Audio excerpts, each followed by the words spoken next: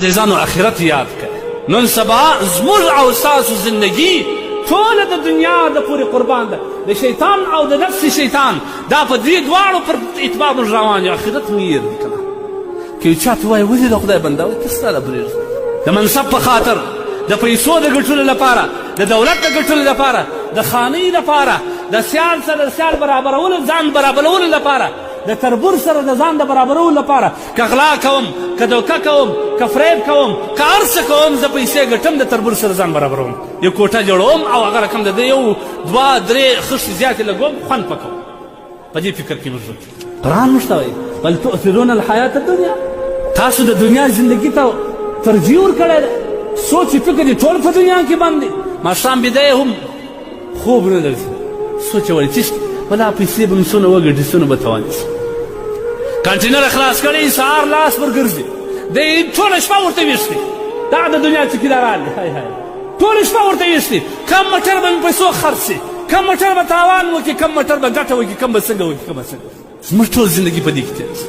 د الله یاد، د آخرت یاد، دا خپل عمل برابروالی او د آخرت آبادي دا زموږ ټولو څه یېره ده که نه؟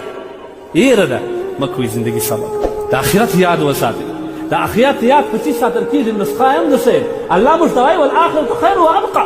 نسخه یې دا ده هغه کسان سره انډیوالي پیدا کړه چې هغوی سره آخرت یاد ورسره وي. د داسې کسانو دا تجربه ده. ورسه یو عالم متقي سړی د تجارانو په محفل کې کښېنوه 3 ورځې که ده. قسم دی مې په خدای چې بیا سبا هم د ده سره د پیسو د سرمایې د زیاتولي شوق پیدا شي. دا محول دی. د علماو سره مینه پیدا که، د علماو ته وخت ورکه. په 4 ساعته کې نیم ساعت عالم ته لږ کښېنه چې هغه تا ته الله در یاد. هغه ستا سوچ. ما ته فروش کال یو کس راغلی، ډېر غټ تاجر دی، د دوبۍ سره راغلی و. بیا زما سره پر واټساپ باندې رابطه وه. راځه راته کښېنستې. نو زما د ټیبل و څنګ ته راته ناست ګوړۍ ناست خبرې را سره کولې دا سر یې داسې کښېښود. پلا دا اوښکې راتویستې. زه حیران شوم چې دا اوس په څه شي ده. پاره مې ورته وویل ما حاجي صاحب څه شي دی خیر خو وي. پاره یې وژړل. مفتي صاحب پر ژوند تېر خوند واخیست. زما دې په ذات د خدای قسم یې کوم په دا 10 کاله دومره راحت او سکون لیدلي لکه دا یو ګړی ستا سره کښېنست. دا کمال په ما کې نه دی. زه مردار خور چې شم. کمال په ما کې نه دی. کمال په دغه دیني و نوراني ماحول کې دی.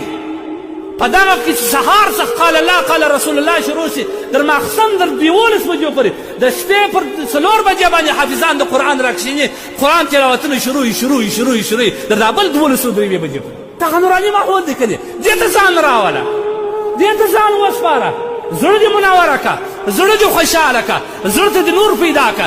د دنیا زنګو ځپلی دی زړه دې، د دنیا زنګو تور کړی دی زړه دې، زړه دې تور دی. الا بذکر الله تطمئن القلوب.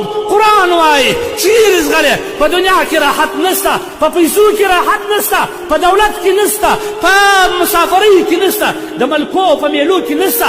الا خبردار اګاه اوسه بذکر الله تطمئن القلوب. د خدای په ذکر باندې، د الله په یاد باندې زړه اطمینان پیدا کوي، آرام پیدا کوي، سکون پیدا کوي. دا سکون پیدا کوي چې غمونه به دې ټول